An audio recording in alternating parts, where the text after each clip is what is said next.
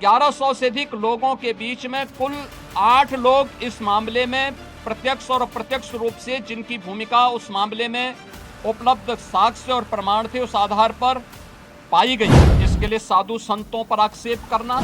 श्री राम जन्मभूमि मंदिर को बदनाम करना, उन 1100 कर्मचारियों को जो राम जन्मभूमि मंदिर की व्यवस्था में लाखों श्रद्धालुओं को सुविधाजनक तरीके से दर्शन कराने में अपना योगदान दे रहे हैं, उन लोगों को कटघरे में खड़ा करना, ये बड़ी आश्चर्यजनक स्थिति है। और ये आक्षेप कौन लगा रहा है?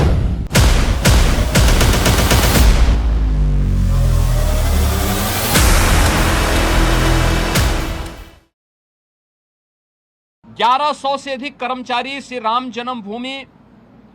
मंदिर के उस पूरे प्रांगण में इतने कार्मिक कार्य करते हैं और 1100 से अधिक लोगों के बीच में कुल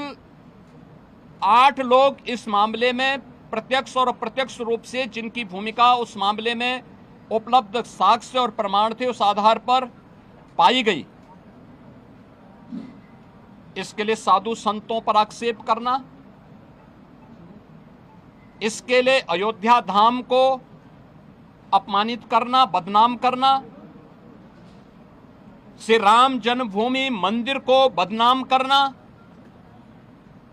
उन 1100 कर्मचारियों को जो राम जन्मभूमि मंदिर की व्यवस्था में लाखों श्रद्धालुओं को सुविधाजनक तरीके से दर्शन कराने में अपना योगदान दे रहे हैं, दिन रात सर्दी गर्मी बरसात किसी भी स्थिति में दर्शन कराने में अपना योगदान दे करके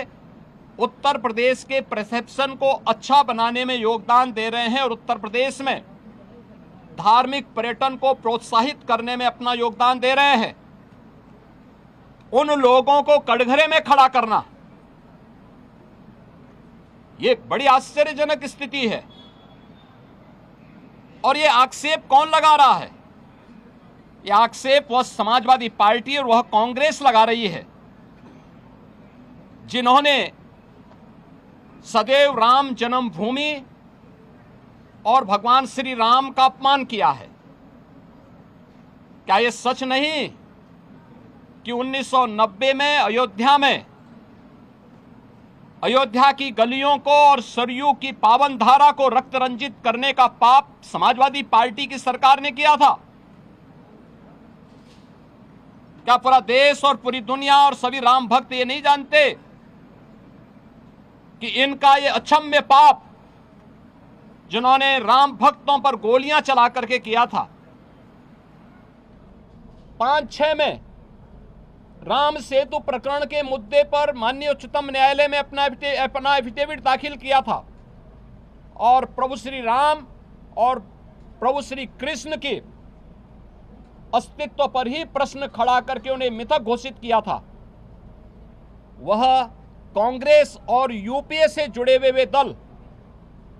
किस मुंह से अयोध्या में आस्था की आज चर्चा करते हैं? अयोध्या के जिस चढ़ावा चोरी से जुड़े हुए प्रकरण की बात आई थी, सरकार ने गंभीरता से लिया था, क्योंकि आस्था का विषय अयोध्या है। कोटि कोटि सनातनियों की आस्था का मुद्दा था और सरकार ने उस समय भी स्पष्ट कर दिया था कि यद्यपि सरकार सीधे किसी ट्रस्ट में हाथ नहीं डालती, क्योंकि वह ट्रस्ट उत्तर प्रदेश सरकार ने गठित नहीं किया, माननीय उच्चतम न्यायालय के आदेश से वह ट्रस्ट गठित है। इसलिए इस मामले में या तो ट्रस्ट अपील करेगा या फिर माननीय उच्चतम न्यायालय कोई निर्देश देगा तो हम उस कार्रवाई को आगे बढ़ा पाएंगे। लेकिन उस सब के बावजूद इनके द्वारा राम भक्तों को अपमानित करना, भारत की सनातन आस्था पर प्रहार करना, संसद के अंदर समाजवादी पार्टी और कांग्रेस के सांसदों और नेताओं का जो आचरण रहा है,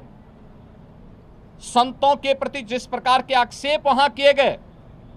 ये सीधे सीधे सनातन धर्म का अपमान है। भारत के सनातन मूल्यों, आदर्शों और दुनिया के अंदर जो उसके प्रति एक अच्छी भावना बनी थी, उस भावना पर एक प्रकार का प्रहार इन दोनों के द्वारा किया जा रहा है, जिनका आचरण सदैव से सनातन विरोधी रहा है। और मुझे आश्चर्य होता है कि इन दलों के द्वारा जब भाजपा से लड़ने में विफल हैं मैंने पहले भी कहा, इस पूरे प्रकरण में जो लोग पकड़े गए हैं इनका भारतीय जनता पार्टी या साधु संतों से कोई लेना देना नहीं। उस सबके बावजूद पूज्य संतों पर, उस सबके बावजूद सनातन धर्म पर, भारतीय जनता पार्टी पर या किसी अन्य ऐसे सांस्कृतिक और सामाजिक संगठन पर अनावश्यक कटघरे में खड़ा करके लांछन लगाना, ये पूरे सनातन के साथ साथ सत्य को दबाने, सत्य को झुठलाने का एक कुत्सित प्रयास इनके द्वारा किया जा रहा है। और इसीलिए ये लोग बहुत से भागना चाहते हैं, चर्चा से भागना चाहते हैं।